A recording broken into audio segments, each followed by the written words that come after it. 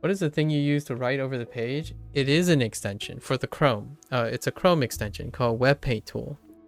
There are a few. They're kind of clones of each other to some extent, and I actually think the two top one is the same person. Either that or they just open sourced it. Like, it's an open source plugin. So I think Web Paint Tool was the one that I decided to settle on. There might be one other that does exactly the same. Really your preference. But Web Paint Tool is the one that I've been using. It has a little bit of a quirk, but I think, yeah. And I think, in my opinion, doing stuff like this can be very engaging and fun. So I think if there's anything I would like to throw my hat in as a general unsolicited engagement or advice, is that if you look at a static screen and you can proliferate it on like this way, right, doing recalls and whatnot, it's helpful. Yeah, this makes me interested in what you're doing. I'm not even doing this course. Yeah, I know. And the nice thing is you can do it with any other course, right? I do this at the beginning of all my sessions, actually. The game portion, it would be nice if I had something to write in it, but I write a lot. Generally speaking, writing is an output that is underutilized a lot of times. I do feel like in the digital age, writing is a little bit underutilized. If you're a language learner, I honestly think you should encourage yourself to write more. Yeah, writing makes me remember rather than only visual stuff. Yeah. So if you have a time, you learn just by the sheer amount of review you do. Yeah, I like reviewing because one thing is nice is if you can consolidate all the output, you can speak and write. So I always do like the speaking first, then the writing, then the speaking first, then speaking again and writing. And I like to wrap it up and make sure that I get about 90% and then go on and continue. So it's even more, in my opinion, for people who already know this vocabulary. Sometimes I would love to hear what they do when they need to review something, because this will change up in the future. I like to change it up as well. You don't really have to stay on, like, I like drawing lines and thinking through things. And everyone else's approach can look different because you have writing involved. Speaking and writing, I think it's worth integrating into language learning when you can. It makes you feel good, right? It motivates you. I know lots of people are saying the gold standard is input. You're always like inputting. It's like, I get it. If you're really, really trusting the process. I just like doing the process every once in a while. I like seeing a output of the process. It seems like it will at least help solidify it into memory rather than speeding through the course. Exactly. Speeding through the course is a lot of other people's preferences. I tend to be okay with it. Like, I don't. You do what you can. My only general suggestion when I'm doing this is to make it entertaining for other people. If I can do this and entertain myself, and in addition make other people interested in entertaining, then imagine what it can do for you, right? Imagine what you can do for yourself, right? It's supposed to be trying to be inspirational. That's all I'm here for. I'm not here to master Mandarin or Japanese. I honestly think that there are plenty of people who, even if I had broken Japanese or broken Chinese, they would love to share their language in the first place. So I really want people to enjoy the things that they choose to do. I love doing this. Like, if I had more time, I would do this even more often. And my voice is giving out, so I can't really keep on doing it. When I do Japanese course, I listen, then write what I think was said on paper before I look at the word. Yeah, before every time, and it's extremely slow though. Yeah, I do that every single time. It doesn't have to get, like, eventually it isn't slow. Like Penguin, you're gonna end up speeding up, and then you can do even more. Like in the future, right? I know this sounds a little like guaranteed or something, but the more you do it, after like years, I've been doing this for like 10. The thing that you're describing, I've been doing this pretty much my entire life. So after a while, it gets really quick, and then you get to do more. So not only are you gonna think, you listen to what you heard, you write what you think it said, you're also going to have a story about it. As in, like, when I read a prompt and then the prompt is contextless, I will have a story to accommodate it every single time. I'm not going to share it literally, but you'll be able to do more and more with your time. It's slow at first, in my opinion, for sure. But in like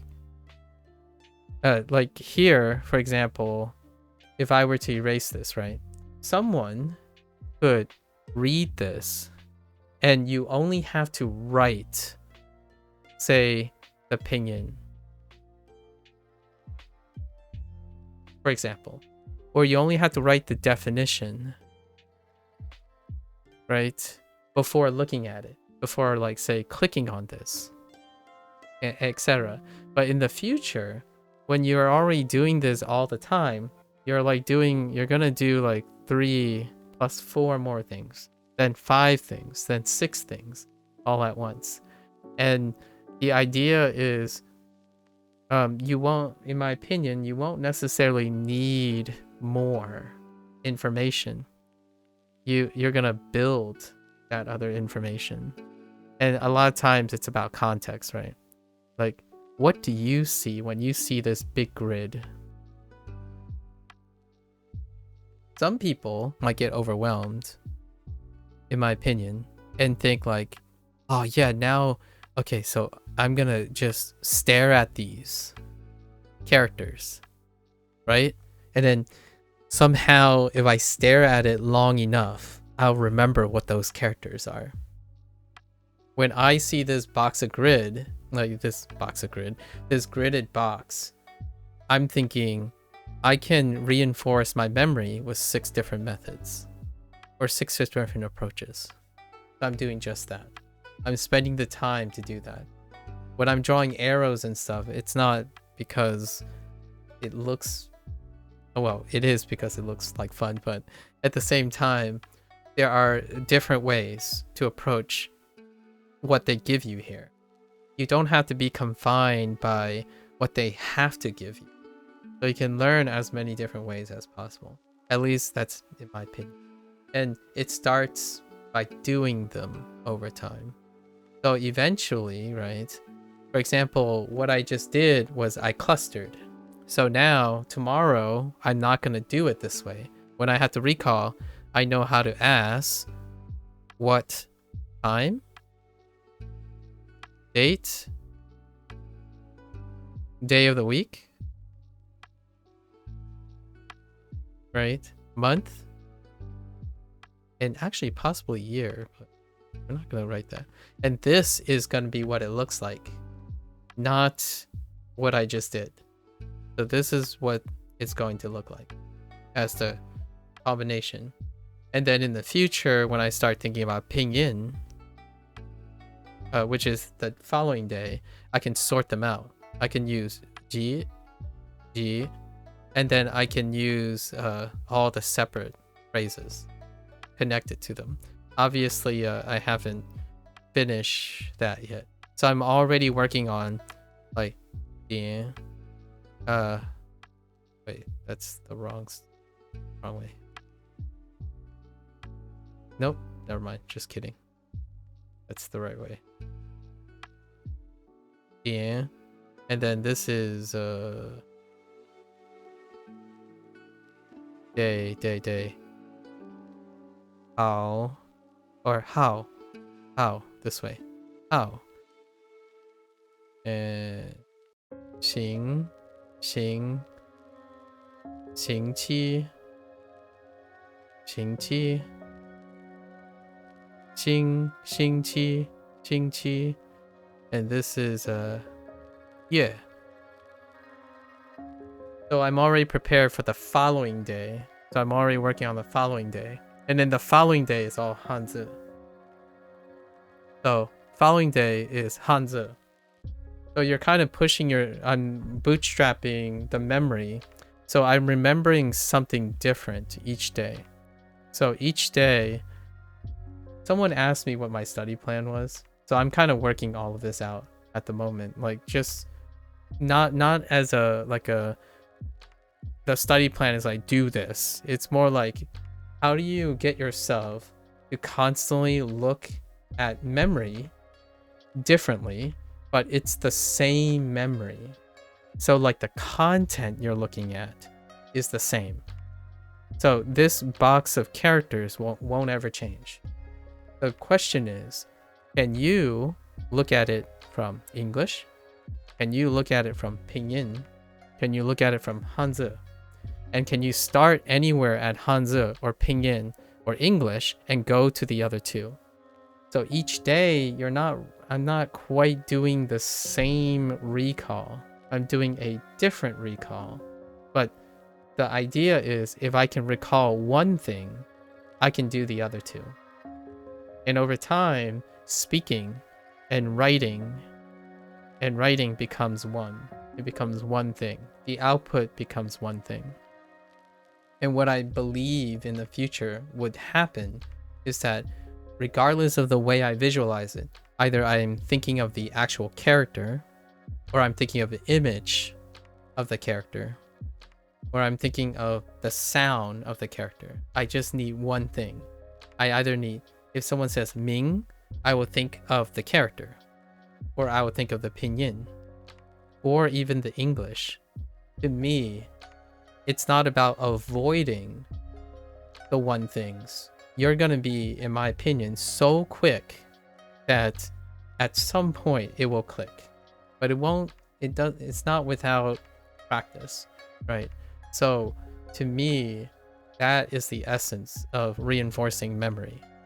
Where you give it enough time, like SRS needs time, right? So learn it one way, or input it one way, and then tomorrow input it in a different way, then a different way, and then give it enough time where you cycle back. Right now I'm on a 3-day schedule, so I'm cycling 3 days, and then every 25 days I have a new type of thing, and then every 100 days I have a new type of thing, or at least using Japanese as a model, because I haven't reached day 50 yet in Chinese. So all this is I'm trying to plan out right now, because there's only one person that have asked me, like, do I have an example study plan or example something? And I'm like, we're trying to sort this out on how, in my opinion, one can use whatever existing strategies you have and to sort it out on your own, right? So the idea is not to like prescribe something like this, is to give you ideas on how to tune something to your own available time, right? Time is a big factor. The available time you have, all the strategies you're currently using, and then incentivize yourself to slowly develop more and more strategies. Like you, at some point, in my opinion, this is a big reason why I'm not very surprised when people tell me what I should and should not do. Honestly, in the long run, if you already have tried many things, it's because you want to try many, not because you're desperately in need of new, fancier, effective strategies. My time getting my PhD in science has taught me many skills that in terms of learning, and I get to choose whatever is appropriate to the tool that has it offered. So if Duolingo is surprisingly terrible at something, then I myself will do something about it. So that's kind of the approach that most language learners eventually come to figure out, right?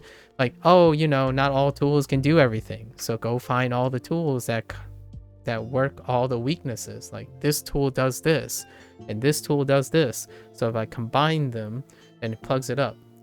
But here's one better, in my opinion. Slightly better.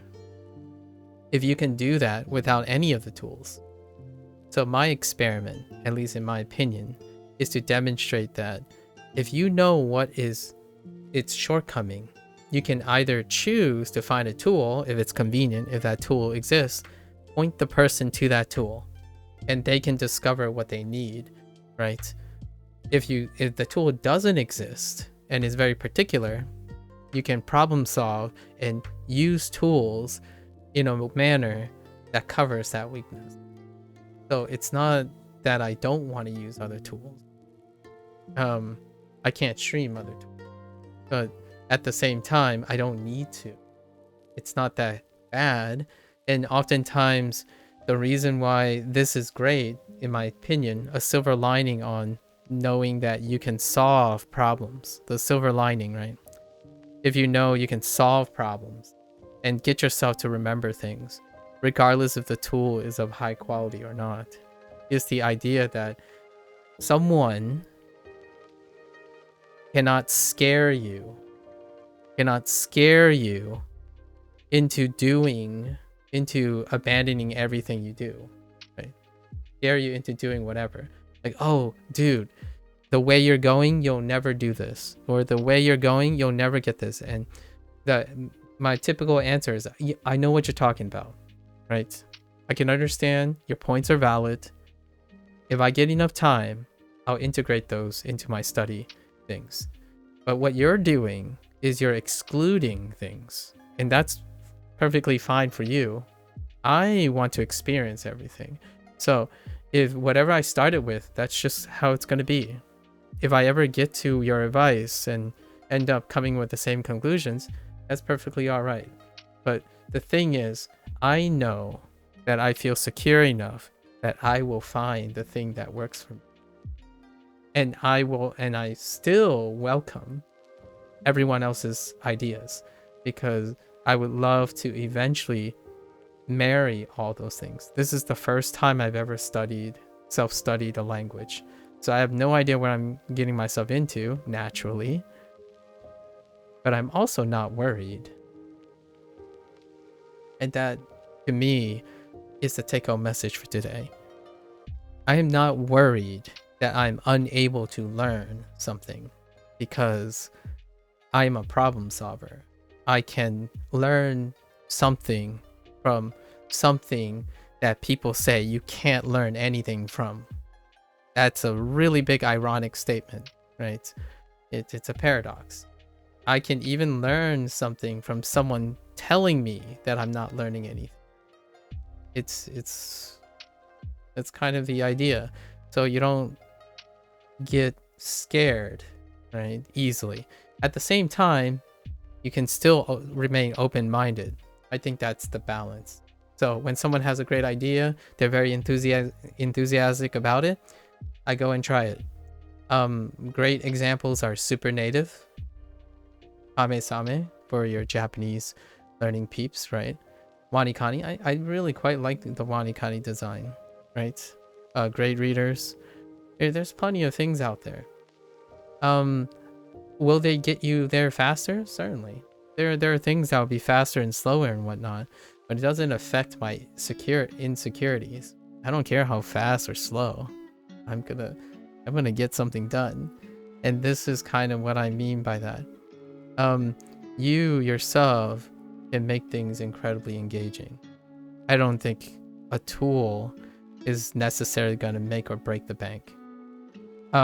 If they did, you sure as heck would hear about it, and you sure as heck would see everyone use it. So ask yourself,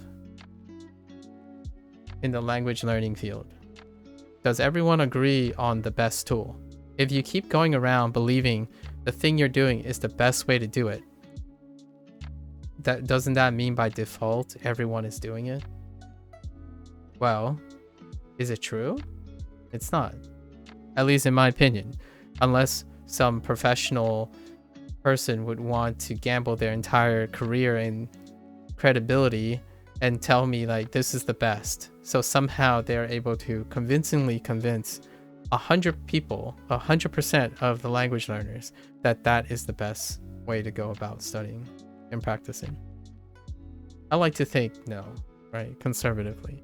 So whether I'm losing time or not, you get faster at the things you do if you so choose, and you might be able to inspire other people to have fun in a different way. For me, this is absolutely fun. I love writing and talking about language learning. The more I talk about it, the more I want to continue studying and whatnot. Like, this stuff gets me going. I think it reminds me of science again. Science, going to school. Like, I am all about possibly reinventing the wheel. Reinvent the wheel. Not because of pragmatism. I like to reinvent the wheel because it practiced problem solving.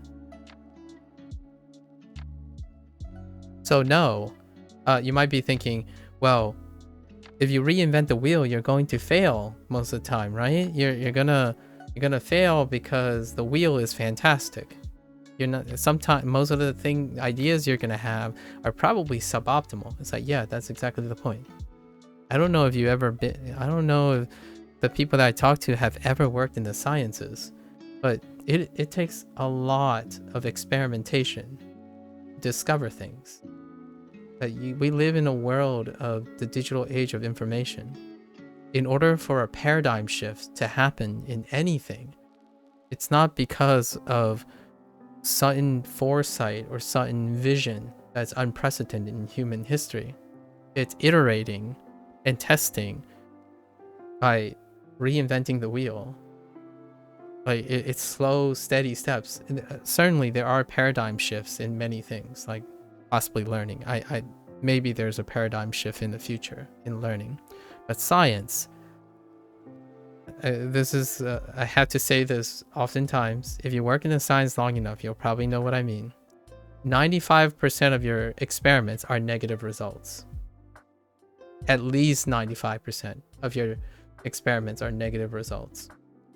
The 5% that you see are the publications.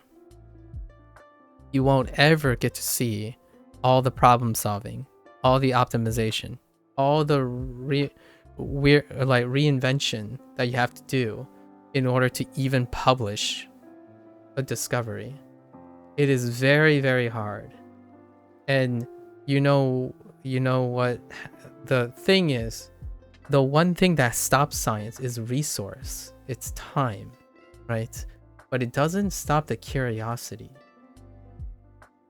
So that's what makes language learning so much fun, in my opinion. It's almost like learning Japanese and learning Mandarin is a byproduct for me.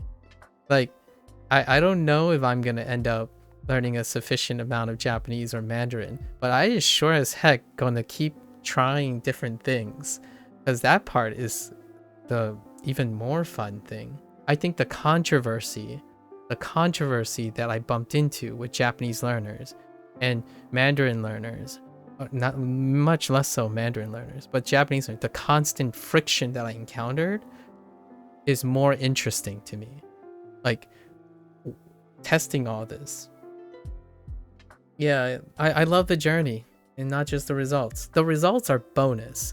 So whenever someone comes up and say, "Oh, dude, you're doing garbage work. Here's my strategy." It's like, sure as heck, let me have it. I want to see it. I want to hear about it, because that to me is even more engaging, because there's controversy. People are actively learning how to learn these languages. And that is what I love about college and universities. You see, you see, yeah, we had dates today, Hideyoshi. So Not only that, I think all the extra stuff, like when people are arguing about, oh, I like this better than I like this, I would love to like categorize that stuff. And then I get to learn Japanese and Mandarin in the process. So this is my take on today's take-home message. You can review things. You can review things in so many ways. You can output things in so many ways. You can input things in so many ways. And it doesn't literally have to be tethered to a tool. You can tether it to a tool, right? You could even make a tool if you want it. Am I going to do that? I'm going to try. Someone asked, and I was motivated to do so.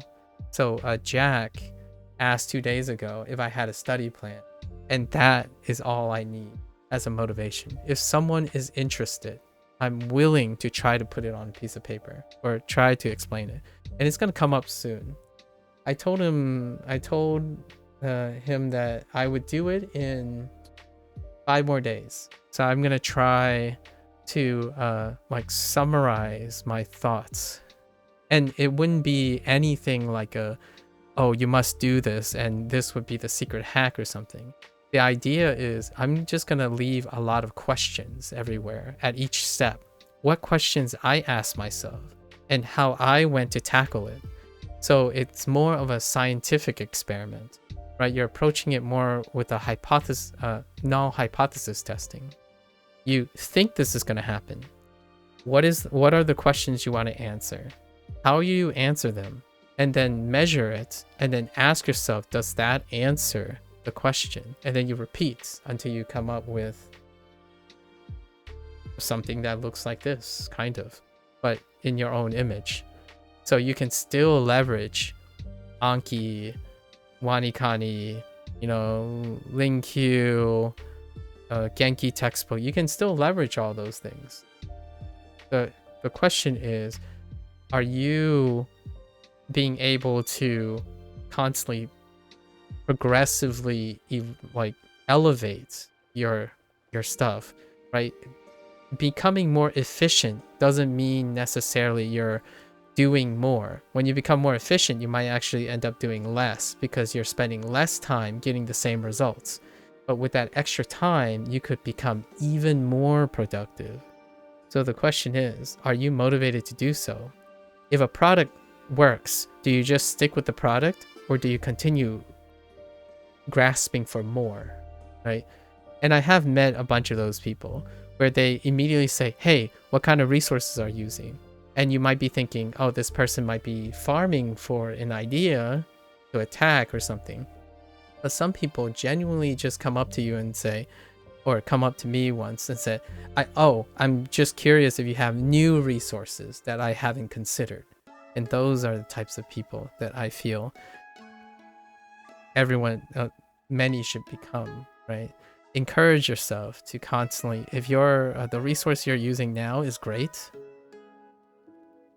a month or two down the road, try something else, like flex to something else, like keep using the resource that do work, but be curious,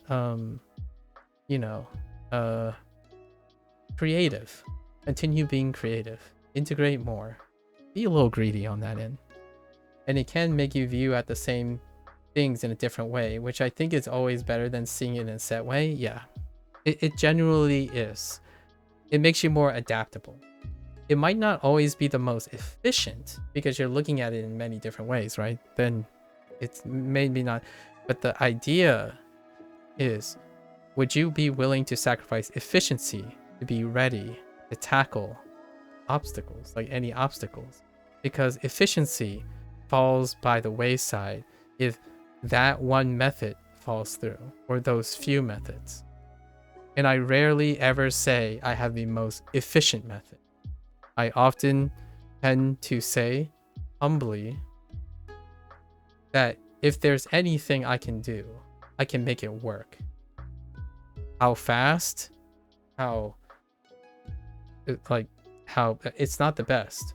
But the question is, If you have 100 problems, I would probably consistently be more likely to solve those 100 problems than one person who can solve a few problems very well. Obviously, there is money to be made there. If those few problems are where all the money is, by all means, go get them, Tiger. Right. However, if it's about consistency, the person to hire is a person who's consistent at whatever the problem may be. And that's, in my opinion, what science has taught me. Right? You do not know how many problems come up in the scope of a thesis. You have to learn a lot of things and you have to be ready for it. The more resistant you are to looking at it from a different set point, the more you're going to get stuck. I said suck. The more you're going to get stuck by looking at it the same way, right? And that's what peers are for and stuff too. Like you have peers who can help you with that. So that's how I'm approaching language learning. And so far, it doesn't get old. It really just doesn't get old. I mean, Duolingo doesn't even get old. I haven't even grown out of Duolingo yet. I can't even imagine how some people say no apps work. Like it's hard for me to empathize with someone who even gives up on language learning when there is so many resources, so many different ways to engage yourself. And that's not to put it lightly. It is difficult to learn a language. If you're creative, I think the sky is the limit. I can even imagine someone painting to learn a language, right? And I'm going to do that a little bit in October. Drawing and painting to learn a language. There's just so many ways. It makes you miss being in a language class. Honestly, it makes me, I miss this too. I miss being in a Spanish class because I have other classmates too, right? And we did like skits. We talked to each other. Like we learned language like in a classroom. Like, you know, you had projects and you worked on them. I miss those times. I really do miss being surrounded by people who have like similar goals and whatnot. Nowadays, it's very difficult because the digital age is connecting strangers with different priorities, and you might not be on the same page mostly. With Chinese, I'm constantly paranoid the resource has something regional that you can't skip. That's fair. It shows how passionate you are, Hideyoshi. It shows that you're passionate about your Chinese. You can definitely leverage that. I hope it's not like a negative thing. It makes you like get frustrated. It sounds like you're very passionate. Yeah, I had some people say stuff like Duolingo doesn't work, but it has helped me a lot and not feel overwhelmed. I think the beginning is always the most difficult part of any language, regardless what you used to study. Yeah, and it's not just language. It's such a unique Chinese problem. I can definitely tell, Hideyoshi. I can definitely tell you're incredibly almost aggressive about the regional thing. And obviously my feelings are a little bit different. So I understand that our conversations can be a little bit detached from each other. And I don't even think it's language learning alone, Penguin. It's pretty much any skill you acquire, encounter in life. Do you want to start running tomorrow? The most difficult part is getting through the like arbitrary 1 week period. It could be even 3 days. It could be 1 day for some people. But once you pass that hump, the rest can be history. I told myself like, oh man, after COVID, I'm not gonna run again. And now it's been 600 plus days. I think today was 608 consecutive days. 609 consecutive days. But once you get past a certain point, that the beginning is over, right? Yeah. I would call this the activation energy. I don't know if you guys like chemistry, but one last thing. The the catalytic energy, right? It's kind of like kinetics. So you have this big hump, and then eventually the energy requirement just keeps steadily approaching down. So it's this activation energy, which is the first barrier that you must overcome. And then subsequently, the energy requirements are still high, but it progressively gets lower and lower and lower. And at some point, it might be too low. So what I actually do is I deliberately challenge myself with something else that spikes the energy again. And then continue spiking the energy. So whenever I become more complacent, like my study habits and stuff, I continue to spike. The reason why I do this is because then this part doesn't feel foreign anymore.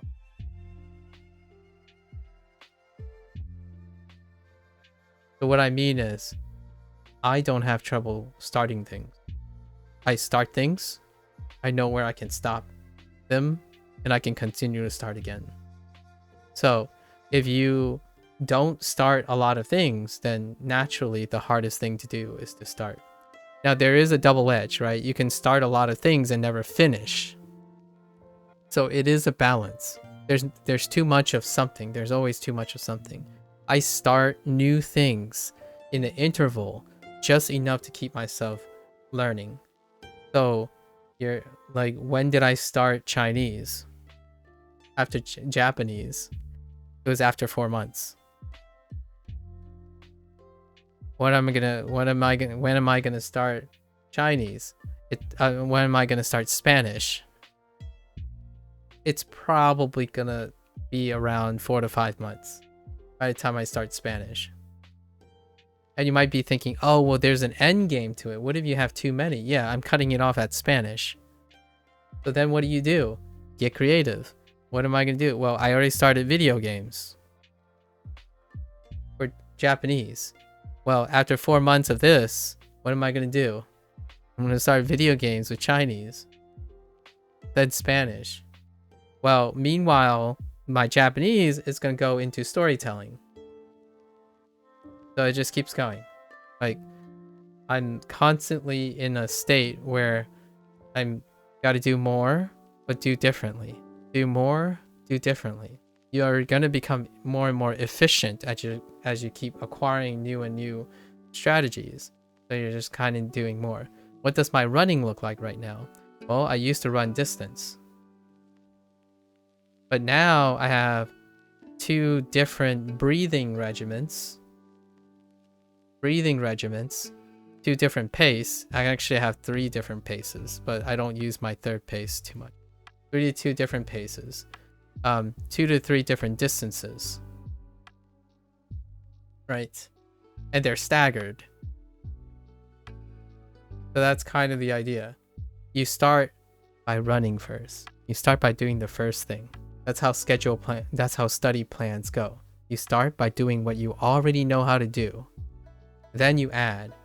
Then you refine. Then you add. Then you refine. It's constant iterative thing. I think Lotus said something for his job training.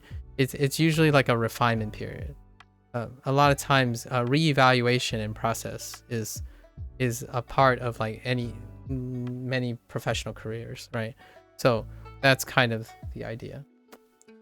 Yeah, I've made it 35 days now doing language of one or another. It's so nice. Congrats on the 35 days. Right? Congrats on the 35 days. Sooner or later, if you really love something, it'll become a life thing. And the thing you're describing, Penguin, about like thinking about the sentences and doing it before looking at the answer provided and stuff, that can be a life skill. Kind of like hey, I know what the answer, like you talk to a stranger, right? You approach a stranger and you're like, I know a lot of things that might be right about this stranger. And now, let me use my skills to confirm these things. What does that look like? Well, that's deductive reasoning. That's the difference between someone who projects what they think is true versus someone who inquires about what they might surmise is true. Like, what I mean is, it might sound like I said the same thing, but there's a difference between someone who goes up to someone and say Duolingo is garbage when someone spent 150 days using Duolingo versus someone who says, hey, did you know that Duolingo doesn't do the following and does do the following? And also, this product actually does these things that Duolingo doesn't do. That, in my opinion, is the difference between someone who is set in their ways and only understands a narrow field of view of their experience and how applicable their experience is, compared to someone who knows what their experience is and also know that it is not comprehensive.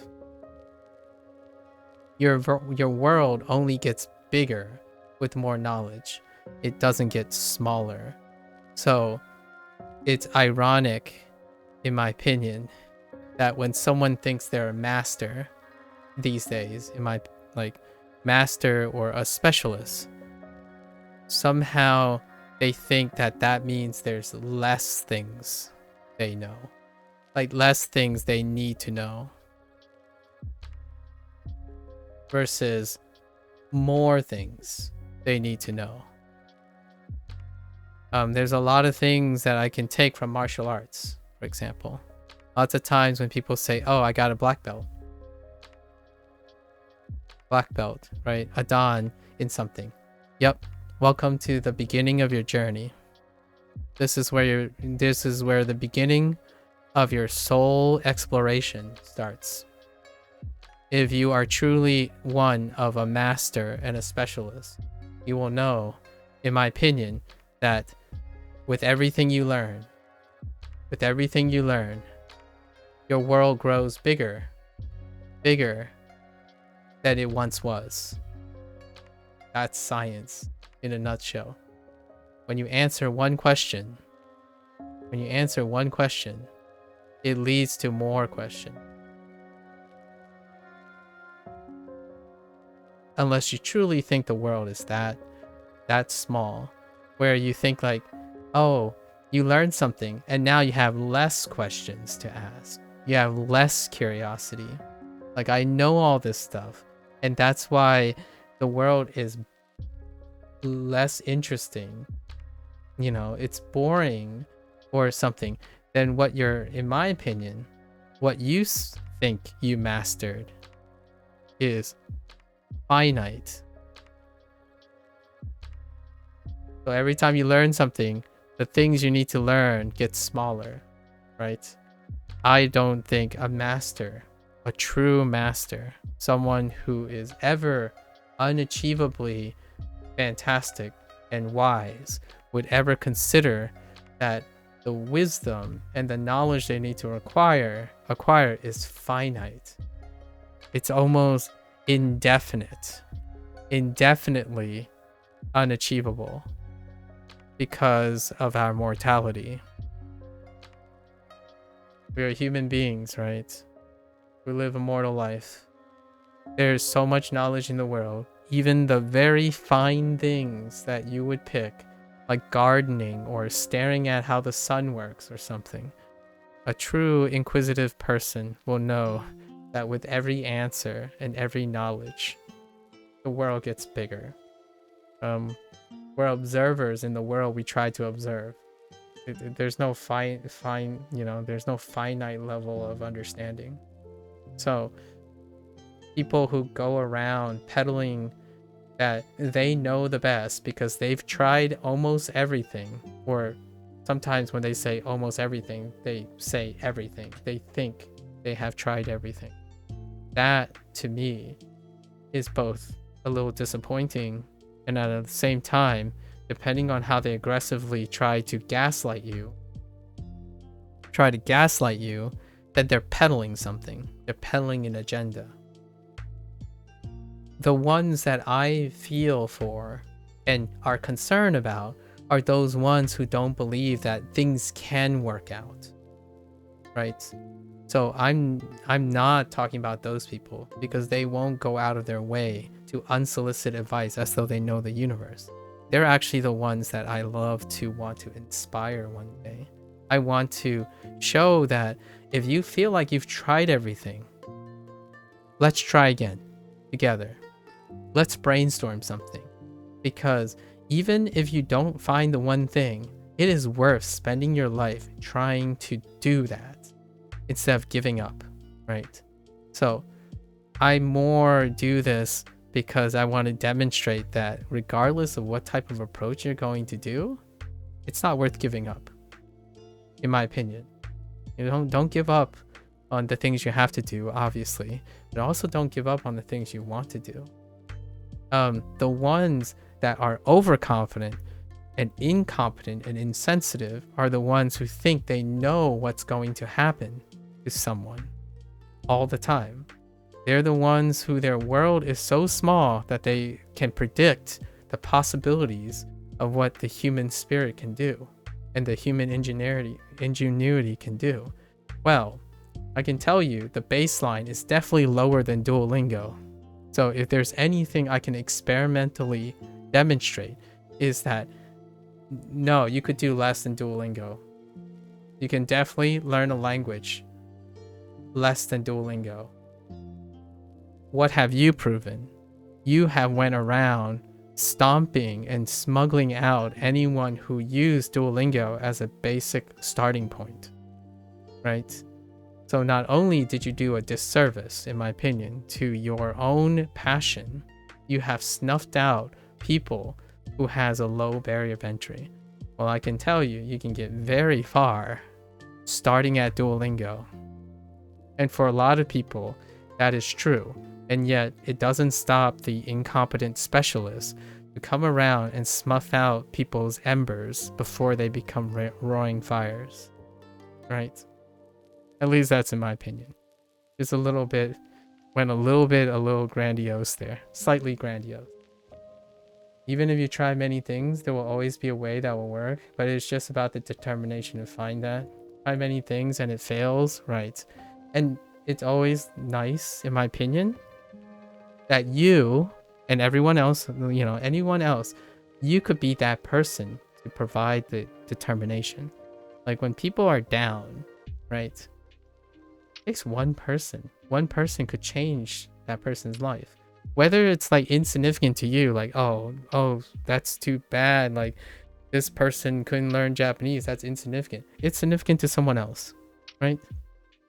So in my opinion, it would be great if the language learning community at large, whatever that is, some people don't even believe there's a language learning community.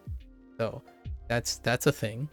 That it takes one, if there's enough language learners that they can pick someone up. Because that is the vision, right?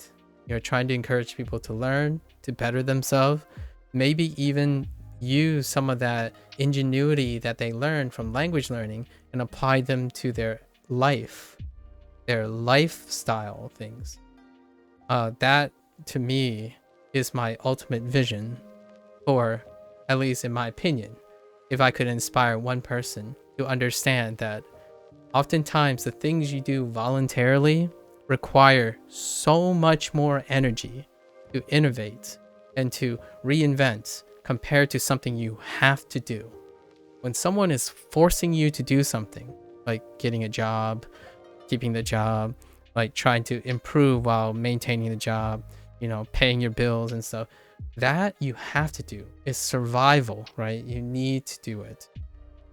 Well, you don't need to always do it the same way. But where do you get time to do that? It's when you're voluntarily doing something. Because in that case, you are free to fail. You are free to quit. So starting is even harder because you don't have to do it. And in any way I can suggest, it is a wonderful playing ground to see what you can squeeze out. Because if you can be creative in something that's voluntary, no one's forcing you to do it, and no one can scare you from doing it, then imagine what you can do with the life skills that you need to do, the things you have to do, the things that have very predictable consequences. Not learning Japanese because you start with Duolingo is not a predictable consequence. Not having a job and eventually ending up homeless, that is a predictable consequence. So before you swing, all those young people that I've encountered over the years swinging their entitlement and their privilege, that is not even close to what you have to do. So gain gear, be creative in your free time, and sometimes, just never know, your career, your work ethic, they can undergo a renaissance. I take the position that the acquisition of language knowledge is distinct from a craft or skill because the construct is man-made. Well, jobs are man-made. So is the idea of fiat. So is the economic system. So is your rent. So is the claim on your land. So is how to be politically correct. So is the knowledge has a limit to making the world bigger? I disagree. Because with more knowledge, the limit grows. And when you mean by knowledge, you're talking about the knowledge you want to learn that's already established. But we, as observers of our own universe, we cannot observe the entirety of the universe from the outside. So you cannot see the limits of that knowledge. As you gain more knowledge, the world grows bigger. That's just a philosophical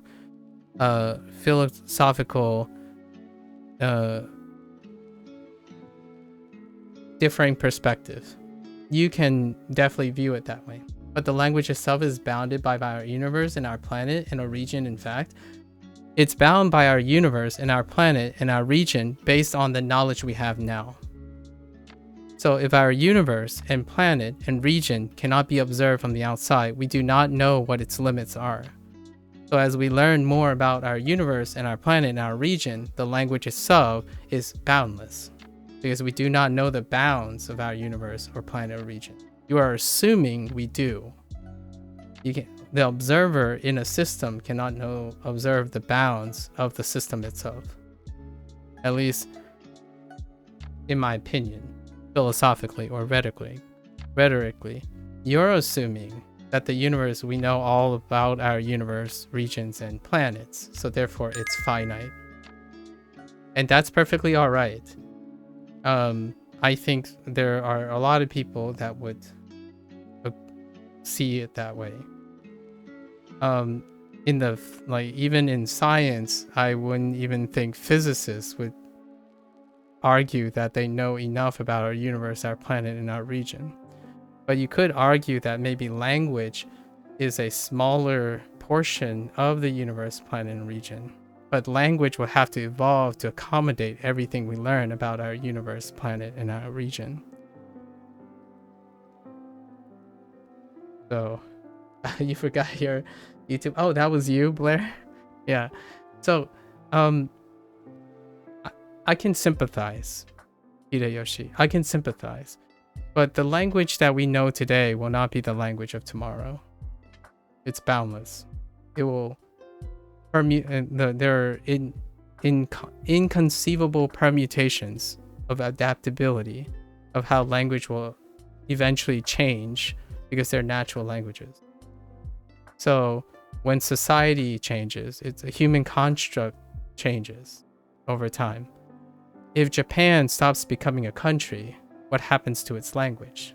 In itself would be boundless by the way the language would integrate, marry, and permutate between languages. English itself is the consequence of that permutation. It's like assuming that the regions don't ever change. Regions do change. They're human constructs. And naturally, because they're human constructs, they will change over time. Wouldn't a language be limitless since you can always make more words and complexities to it? You can destroy words too. Language expands and contracts. So, yes. Countries change. Regions change. Humans die. Humans, like, humans conquer, humans trade. So whether if it's bound on a single planet, the permutations are nearly infinite.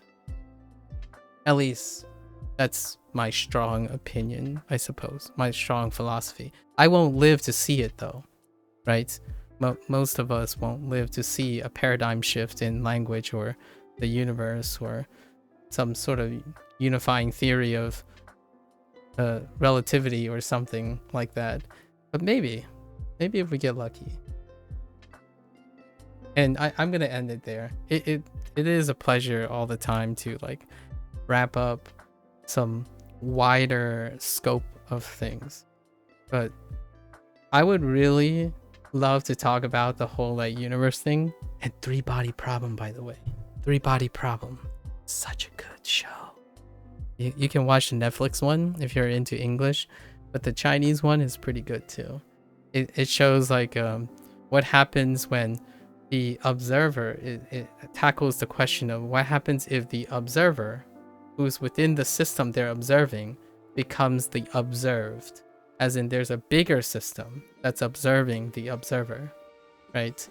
And it asks very wonderful questions like, what if I'm the turkey scientist here and the farmer is something bigger?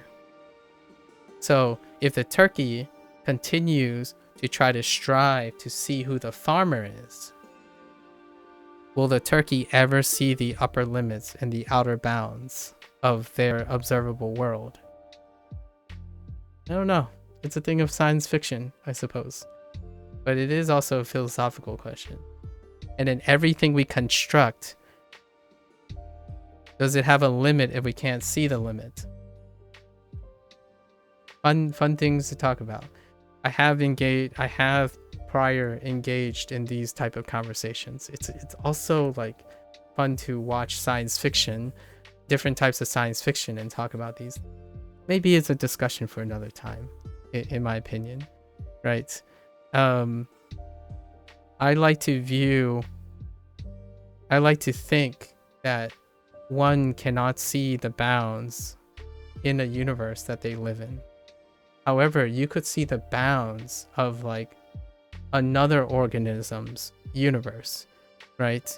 For example, if you take an organism and you place the bounds of their universe, then that is all they will observe. The question is, what is our universe? Is something else bigger than us, right? It's hard to observe. So Three Body Problem. Three Body Problem is a great like trendy show currently that kind of tackles that question. What if we are being observed, right? What if the world and concept is bigger than us? It's a bit egotistical, even if you're thinking about a language, right? Like say Japanese, that there's a finite Japanese. Well, some people could treat it that way. They could say there's a finite amount of Japanese, and if you learn this Japanese, you are comprehensibly within the bounds of that language. Meanwhile, all I can think about is if someone focuses entirely on Japanese, then they wouldn't consider the idea of an English person speaking Japanese and English at the same time. So their universe only includes a subset of the language that is exclusively Japanese. Meanwhile, the person who speaks both English and Japanese have two worlds that they occupy, not one world. So if you view everything in relative to that, who has a bigger world? Someone who constantly thinks about English and Japanese, or someone who only thinks about Japanese? Right?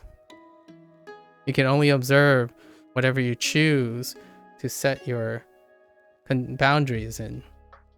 So when someone comes to me and accuses me of being monolingual, yet they have no way of knowing whether I'm monolingual or not, that is a way to confine someone to a limit. So they know that they will be more competent than me if they know 3 languages and I know 1. So no matter what I do, if it is true, they can leverage that their 3 languages have 3 occupying worlds compared to my 1 language. If it were true, right? If it were true. So humility is a wonderful thing. I get humbled every single day. I get humbled every single day. I go on YouTube, I see someone like run, and I'm like, why didn't I think about that? I ran and I think I know quite a bit about running.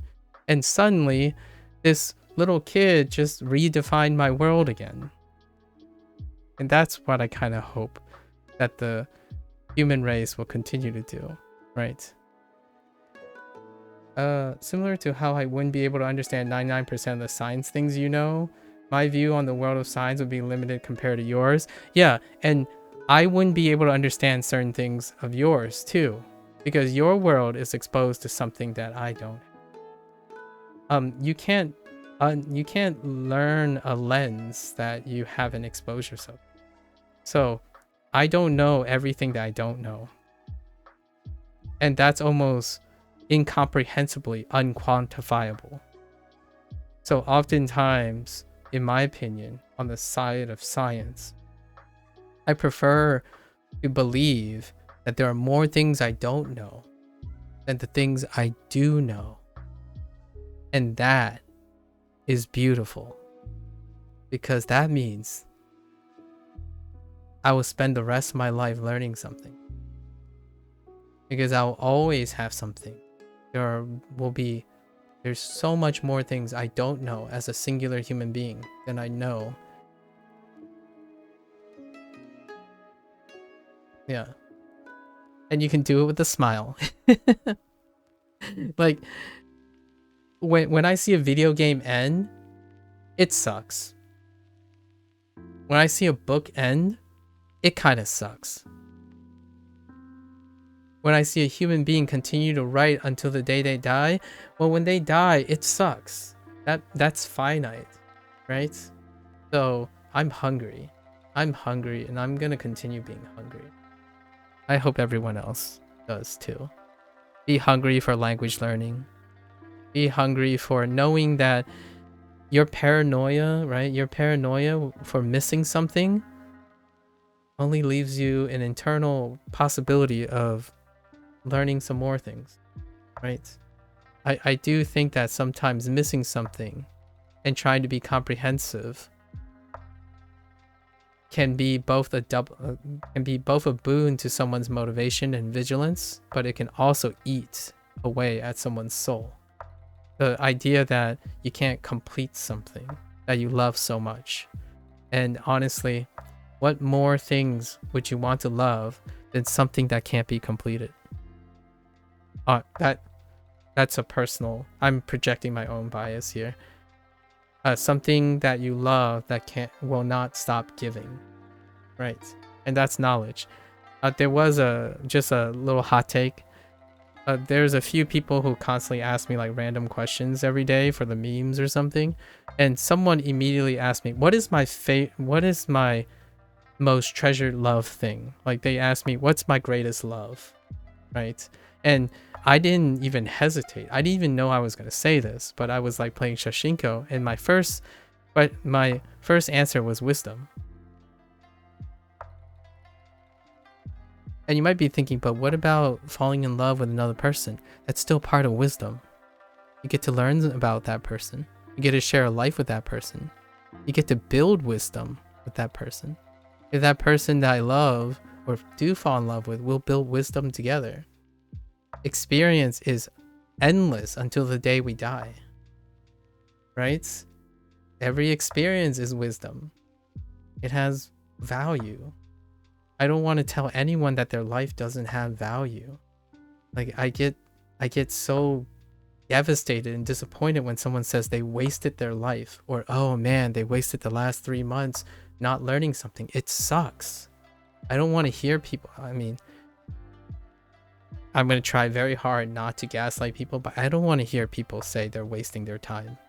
It's immeasurably counterproductive to the human, like to the human collective and being a human being, to not appreciate the time you have and to be, finding the best way to feel reward from it. So I don't want people putting themselves inside a box, thinking that they've experienced everything already. Thinking that they have a checklist that they can actually complete.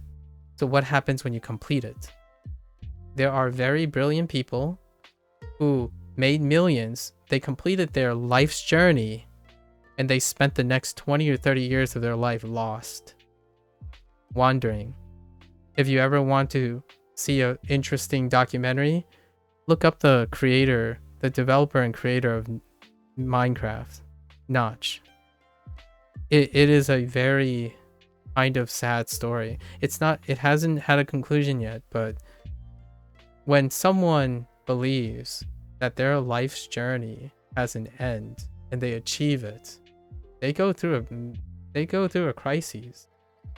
So I don't like seeing that. I don't want people to stop saying, oh yeah, I'm almost done with this. It's like, well, if you're done with it, how can you love it anymore? Right? The one you hear this often, like, oh yeah, I love this stuff, but it came to an end, so it's no longer like important anymore. So what do you mean it's no longer important? Like language learning, this happens a lot with language learning. It's like, oh yeah, I'm done learning Spanish. It's like, what do you mean by done learning Spanish? It's like, I learned pretty much everything I need to know. I'm like, so do you love Spanish, or do you just want it? Like, how do you love something and just discard it like that? I don't understand. Like, are you doing anything else with Spanish? No, I just got it a checklist. It's done. Like, I'm done. I finished Spanish. You think I'm making this up, but I'm not a big influencer or anything, but I already got people who think they finished language. So like, oh yeah, you're still working on this. You're like 30% complete with Japanese. I'm like, I don't understand. How do you get a percentage of Japanese? Like, well, it's like you have like N1, N5 experience, and then like I don't understand. Like I can't really process that. I love language learning and I love the Japanese language. When do you think it ends? It's like, well, when you learn the 2000 kanji, you finished. You beat the game. I'm like, I'm sorry to differ. Like,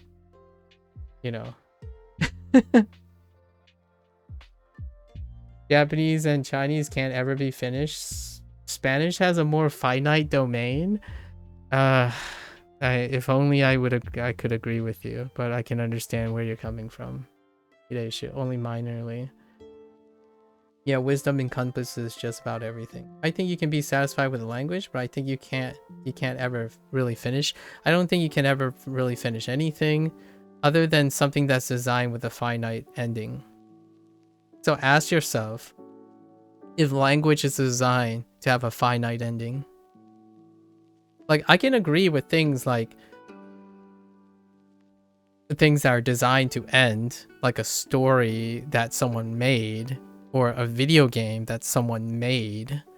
And even then, it's a very difficult thing to define the end. When you beat a game, that game doesn't end with the game ending. It ends with you ending it. Actually, would a dead language be considered finite? No, because its influence is rippled indefinitely. If you want to find out, like Arabic's influence is indefinitely rippled through existing and maturing language. You're viewing thing like that's how you're viewing things, but that's not how I'm viewing things. Human construct is a continuum. It's not. It ends when the human race dies. It ends when people stop making human constructs.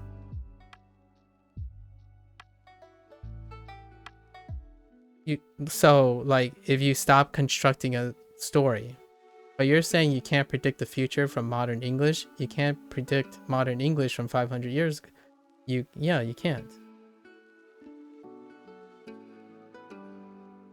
Is future English based on Old English or modern English?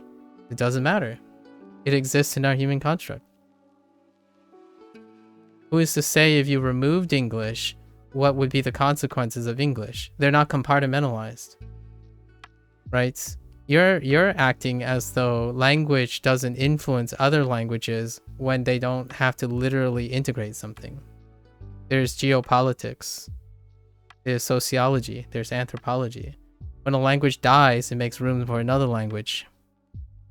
They're connected.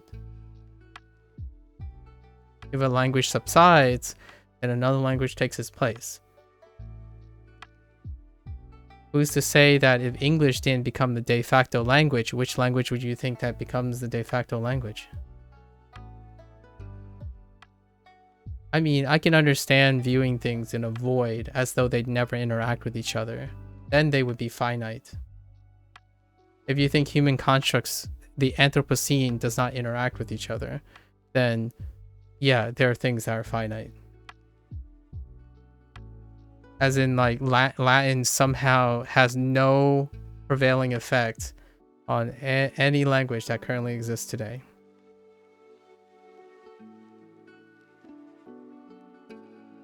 Like with English after high school, I don't see most people trying to improve their vocabulary voluntarily. Yeah, I can see that. The perfect example is Minecraft. There's an end to the story, but the game has endless possibilities to what can be achieved. Yeah, because the human construct, right? So where one ends, there's a new beginning. If someone experienced a game, does the game... This is a philosophical question, obviously. If you're preying on pragmatism, then it does literally end. When you finish a game, pragmatically, it literally ends. So does that mean it's erased from your memory and it has no lingering effects to it? Well, if you're someone who believes you waste your time and know that there's no value beyond a certain point, then yeah, it's finite. You play a game, you forget about it. Finite. It ends when you finish the game. Does a human do that? Well, I can tell you now, Final Fantasy hasn't ended. And I haven't even played a Final Fantasy game in a very long time. Japanese will never end until I die, because Japanese will be part of my life. Even if I stop learning kanji, I'm still using Japanese. Right? A dead language dies literally because no one's speaking it. Right? However, what did the product result in?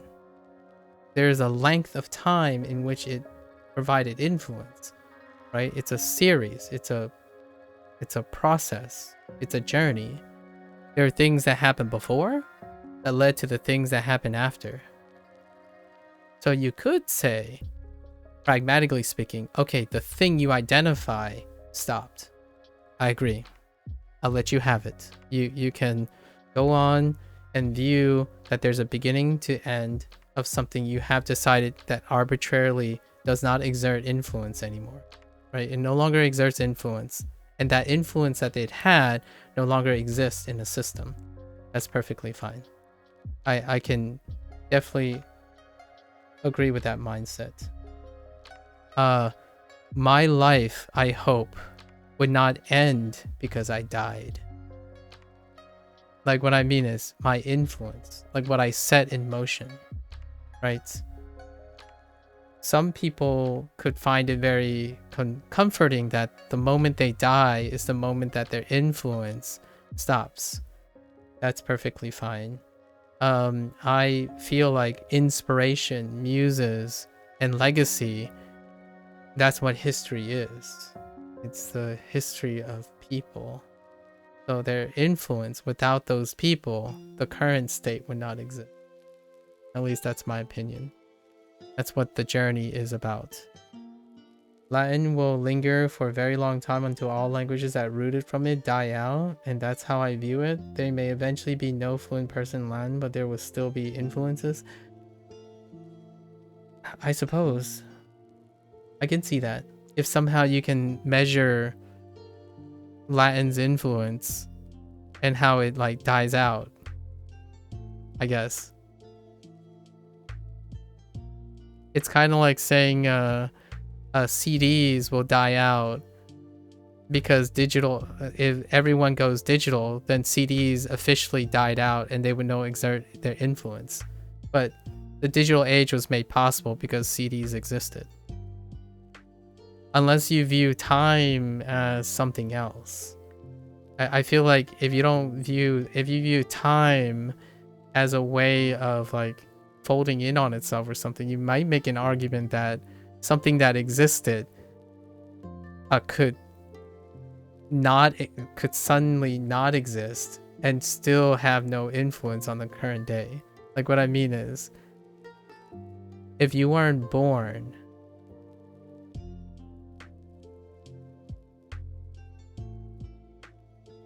like we'll have to discuss this another time, but like the summation of everything that exists now will likely be a product of the summation of everything that comes before. Maybe in a very, very confined thing, I can definitely tell you, like, if you count, stories and stuff, if you count from 1 to 10, right? The moment you count to 10, it ends, right? So that in itself, that thing 1 to 10 stops. It is dead. It is gone, right? So that in itself does end. But the human that counted 1 to 10, what are they going to do with it? They could just keep it to themselves and never share anything, and then it in itself doesn't propagate anything that the human would do later in order to reach a meaningful influence. Then it could die. Yeah, like you have to be very conditionally aware of all that. I don't think it would be possible to quantify the impact of Latin ever in the long run. So you can hypothetically say until all the languages that are rooted from it dies, then it officially stops exerting its influence. If all the languages of Latin dies, what does that enable to happen? Well, any other languages that isn't rooted in Latin, right? So would you say that in order for any other language to take root and for Latin to die, all the other languages would have to be superior or to substitute? Like something else has to happen, right? There has to be a struggle, right? So one thing's death influences another thing's start, in my opinion, because linear. Maybe that's going a little too broad, but it's rare that one cannot make a connection to something that precedes it. Everything that I do now is a product of everything that I've done before. So you could choose to abandon them. I think that's fine. So you can choose to pretend like you can unlearn things, and it is possible. Being forgotten is a thing. So I agree that things can die when everyone forgets.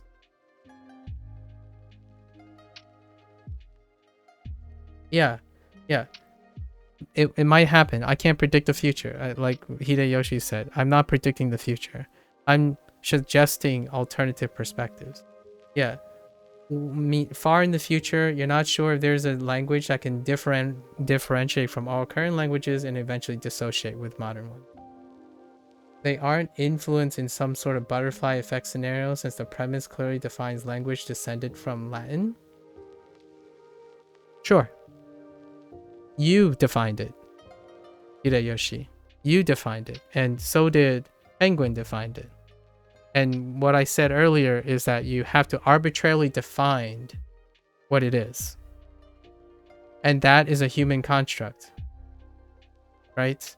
So you define the barriers in order to make it finite. The question is, what is the barrier for the human race, right? Can we define the barrier? So, yes, in a story, in a setting, in whatever, I agree with all the people who can define the boundaries and say it ends there. There's no logical fallacy to that.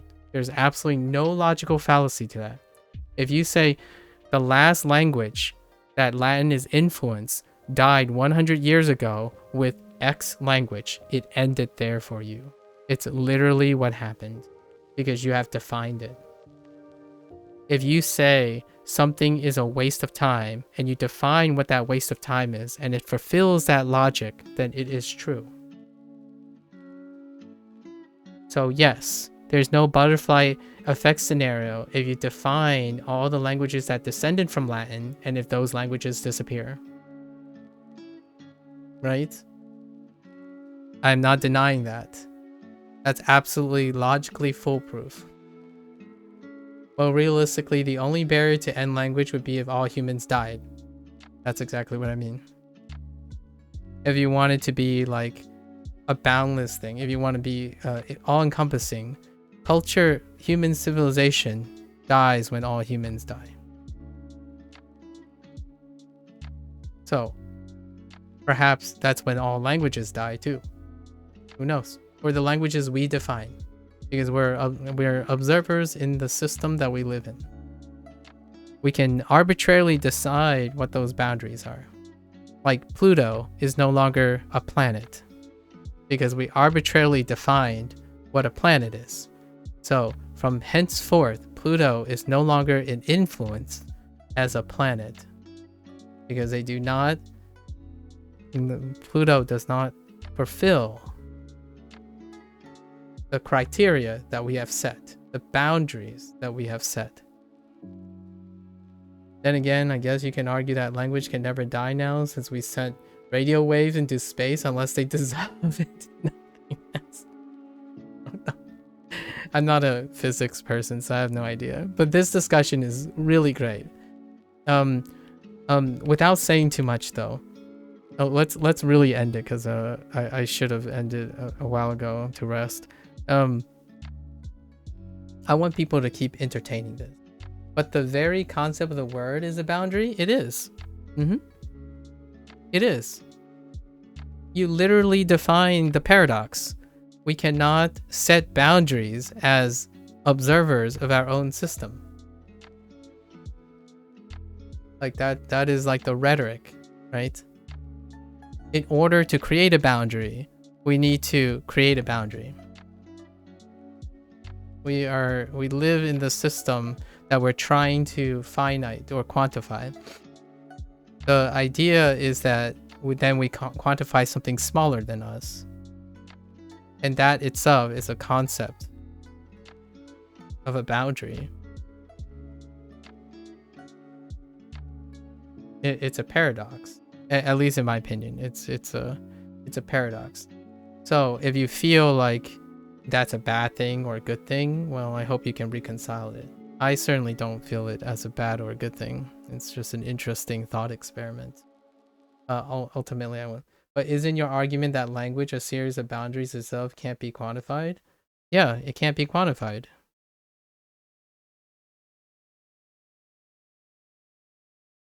That's the whole argument. You're attempting to quantify something incomprehensibly quantifiable to me. Thank you for, yeah, if I'm clarifying, yeah, it's not quantifiable. You're gonna say like, oh, but it is quantifiable. There's a certain number of kanji in the world. There's a certain number of, it's like, yeah, I get it. At the very moment, there's a certain number of characters. There's a certain number of sounds. There's a certain number of, yeah, I get that. being able to, in my opinion, being able to empathize or sympathize with other people's perspective doesn't necessarily mean I reject other contrary perspective. What you're saying is you're trying to label or suggest that I have an argument for something that is hypocritical. I'm like, yeah, it is hypocritical. When you take in a lot of perspectives and you're trying to understand all the different perspectives, it would sound hypocritical or contradictory, because that's the whole idea. You're taking in different perspectives. I don't have the answer to any of those things. You, in my opinion, Hideyoshi, is strongly suggesting you have an answer to those things. And I can try to empathize with that. You can continue to point all the the paradoxes and the hypocrisy in my statement, but that's the idea. I don't have an answer to it. It's naturally hypocritical. We're talking about like this big concept. All right, so we'll end it with that. Possibilities, what have you, whatever you want to go about it.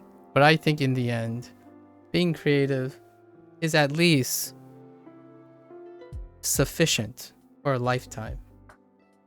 It's going to take me a while to get used to this keyboard. I hope you get used to it. I can't wait to learn some Korean from you, Blair. Or like discuss the intersection between exchanging. I can't wait to exchange some Korean for like Mandarin or something. Oh yeah, no worries. No worries. This is what we're here for.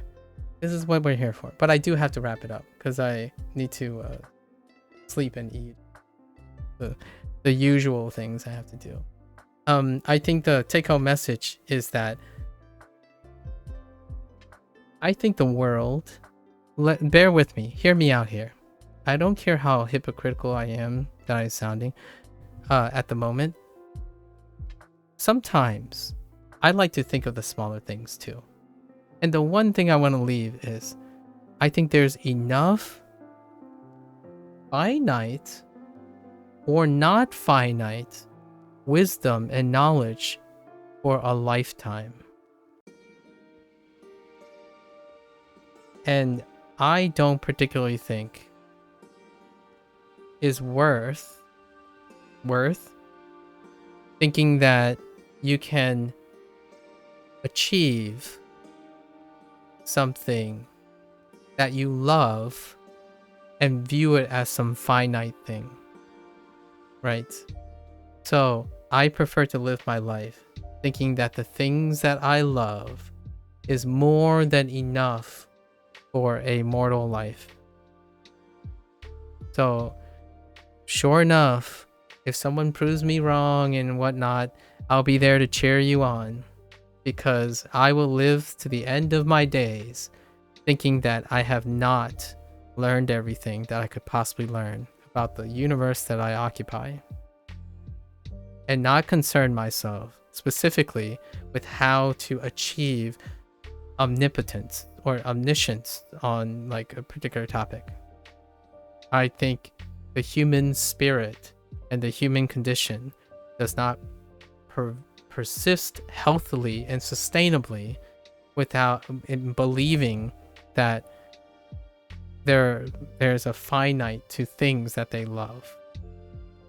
That almost seems so sad, in my opinion, and disappointing, that there's an end to something, to someone's passion and pursuits.